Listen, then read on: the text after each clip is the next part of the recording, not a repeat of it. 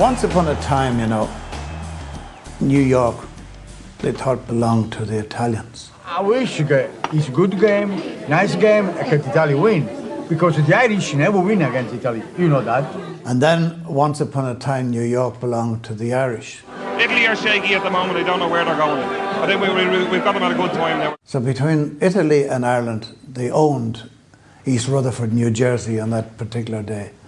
And the thing was, very seldom on an outdoor venue is there an ambience of an indoor venue. And there was that day in the Giants Stadium. The place was lifting. Either side were ready to explode. Not in any bad way, there was good banter. First of all, when we went out for the warm-up, we were shocked, to say the least, with the amount of Irish support that was there, and they were there in the early. The thing I remember most about the Giant Stadium was that in the press box before the game, it was, you can imagine, fellas appeared from nowhere, fellas who had never been at football games. And Conor O'Cleary, whom I worked with in the Irish Times, he came sitting beside me, and at one point he said, what does one do in these situations? Do you show your colours and do you cheer or do you keep quiet and whatever? And I said, oh, you certainly don't show your colours, you know, you just sit there, and even if you feel like cheering, you kind of suppress it. The Irish team were a little bit late coming out, as were the Italians, and remember the kick-off was supposed to be at the appointed time, and at kick-off time there was no sign of the teams, and eventually we came out a couple of minutes past the kick-off time. Only found out afterwards we'd arrived in the wrong gear, and the two teams were lining up in the bowels of the Giant Stadium. All of a sudden the Italian officials came out and said, well, blah, blah, blah, blah. They started screaming and shouting about, you, we're in white, you get in there and change your gear. So they changed all we went back into the dressing room, changed it all into the green gear, you know, which again on the day I suppose was appropriate because, you know, green being our colour, and we went out and decided, let's play in the green and do it proud. So that took the pressure off us because we had to get in there and change. Normally it takes you sort of 20 minutes, half an hour to get yourself organised. That was a 2-minute job. And that took the pressure off from a mental point of view, so we didn't have to worry, we were just rushing to get out there.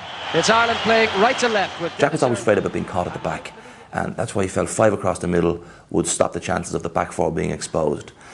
So he took a chance, put Tommy Coyne on his own up front and put 5 across the middle, and it did work. It worked in that match beautifully. I would say that was his finest hour. And in goes Roberto Baggio, McGrath's head got there. Dino Baggio once more, again it's McGrath. I remember being very worried because I had a shoulder problem, a virus that was eating away in my shoulder, so I was very, very worried because I know I'd played against Signori before, I'd played against Baggio before, and I knew that if ever there was a day that I didn't really want to play against him, it was that day. Paul was unbelievable. Unbelievable. Everything that came his way, every player who came his way, couldn't get past him. And when you consider that he wasn't even fully fit, it was an extraordinary performance. Baggio on for Signori, it's Signori against McGrath. And McGrath got there ahead of him.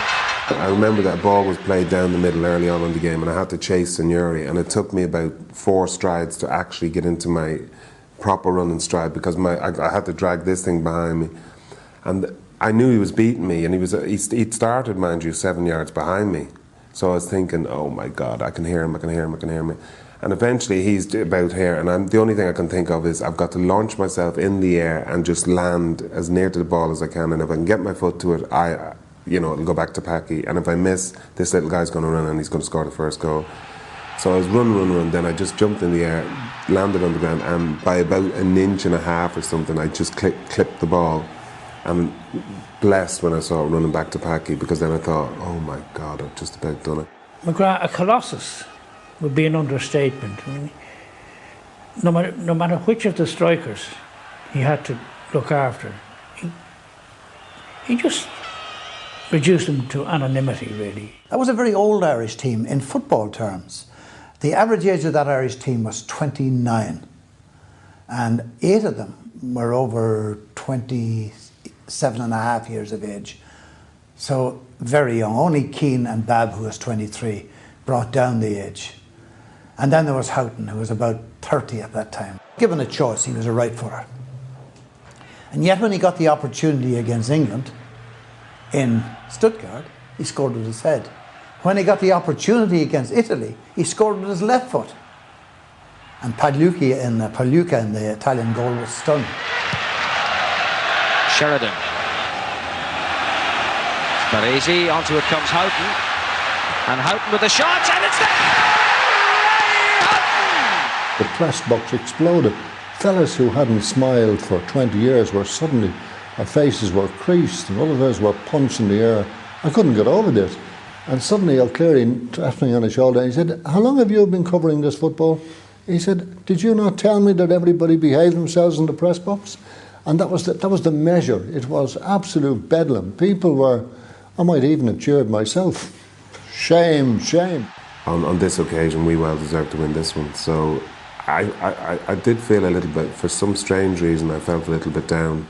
Like, Jesus, it was probably one of those things where I didn't want it to be over. You know, I wanted the game to be over, you can be sure about that. Because I kept thinking, the referee, is that another 4 minutes he's had it? But I wanted the game to be over, but the atmosphere after was lovely anyway. It was just like one big party for the Irish fans, for the Irish people, and for them, I think it was you know, a dream come true. History has been made in the Giant Stadium. The Republic of Ireland have beaten Italy for the